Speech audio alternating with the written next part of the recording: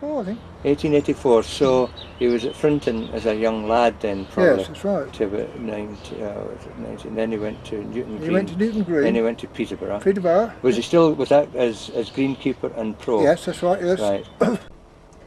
Yeah, that's the old shed, that's the old pro shop at Newton Green, with father in front of it. It's to cycle home from there, I think, weekends. To where? To Kirby Cross. To Kirby Cross? Yes, cycle. Mumford took your dad on, now that must have been 1914 then, wasn't it? May 1914 he came here. Right. The golf club took it over in 1909, didn't they? Formed the golf club.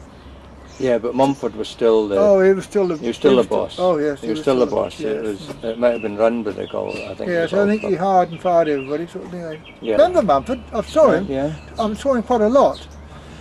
He used to go by Henry's Pony and Trap. Yeah. Well, we like to call it lawn. No, what do you call those things? Hansom cab? That's what, hansom cab sort of thing, Right. yes. Nice old fella. I'm nice. What little I ever spoke to him, but I spoke a couple of 300 words to him all the time I knew him. So, Austin then bought the estate which had the 9-hole course on it, right?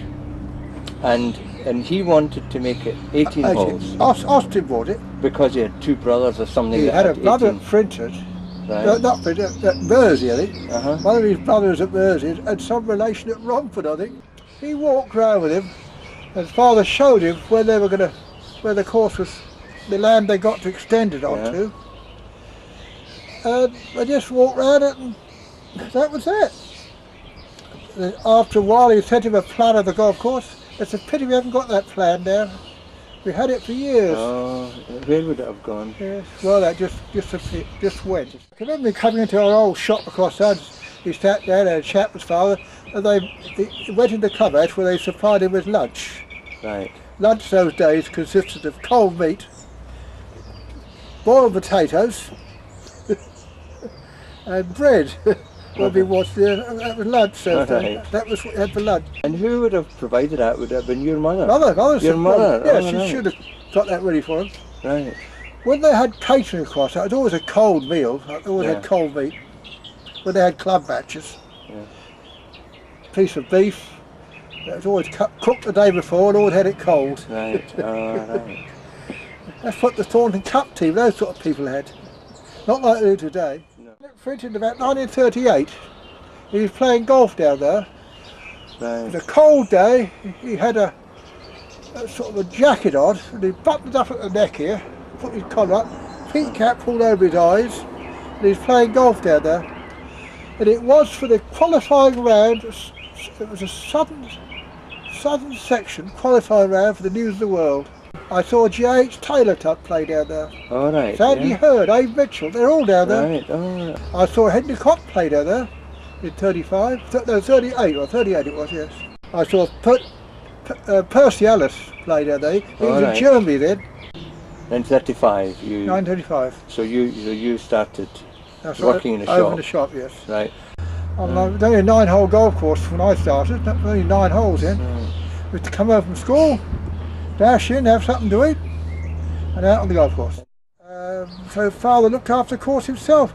Frank Gosling was very good. So he didn't go to that. He didn't get called up. He used to look after the tractor. This is why they made him an honorary member, because of that reason. During the 4 or 5 years of the war, Frank Gosling. He's our first life member. Yeah. Yes. He kept all the machinery going, literally free of charge during the war. Oh, right. Supplied us with petrol, got the coupons for us. But we did have a lot of Americans up here. Now once the Americans started coming up, money got a bit more plentiful. They charged them $1 a round. And some days they'd have 80 of them here, so they got 80 shillings. Right? That was good money to them. Ooh. Oh, they kept the place going. And they enjoyed it. They did, yes. They felt it was good value as well. They got killed next day. So. I think father said one particular day had about 20 planes from over here, never came back from Germany. They were one day. They were aircraft people. Oh, they got shot down like flies over Germany. Yes, flying fortresses, liberators, marauders. They had to sweep across to Germany. So you saw them every day flying, didn't you? Then you took over in '64. I think it must be the year Bob Young was captain. Bob Young. Bob Young. Yeah, I've still got the letter. I didn't know him. Yeah, I didn't know I've him. still got the letter he sent me. Yeah. Informed me that the job was mine. In 1964. We'll get this all sealed and signed. He says for the committee to decide to advertise it. Oh, well done for him. Captains were powerful those days. Right. But Bob Young was one of those chaps who was sort of saying, well, what do you make the fuss for? Nothing to do with you, is it? It was sort of, Macaulay was like this too, David Macaulay. Right, yeah. I liked him. There was a 10th oak tree, there's a 10th oak tree. There was a tea. Yeah. There's a hedge. Yeah. The hedge went right up the tree. Oh, did it? So you had to hit hard up the hedge. So one day said the father, did it? we took father across there. When father came back, he said, we want, what was it, 15 yards, that hedge cut down next week. I said, right, I'll have it cut down for us. We cut down, piped it, filled in before anybody knew it.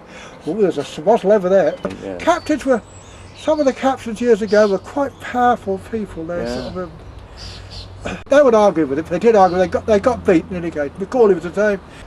I mean, Bob Young would have a committee meeting, it's all over in about 5 minutes. I've got nothing further to discuss. He said, right? Good night. Oh. Dick Porter was captain back in the 20s, wasn't he? 28, 29. Yes. But he was only 26 at the time when he was captain. He was the youngest. Yes, I can remember when he was secretary. He was what I call a very quiet and very efficient secretary. He told people off in a very quiet way. Yeah. No noise, no shouting, no nothing. Yeah. I'm very fond of him. Yes.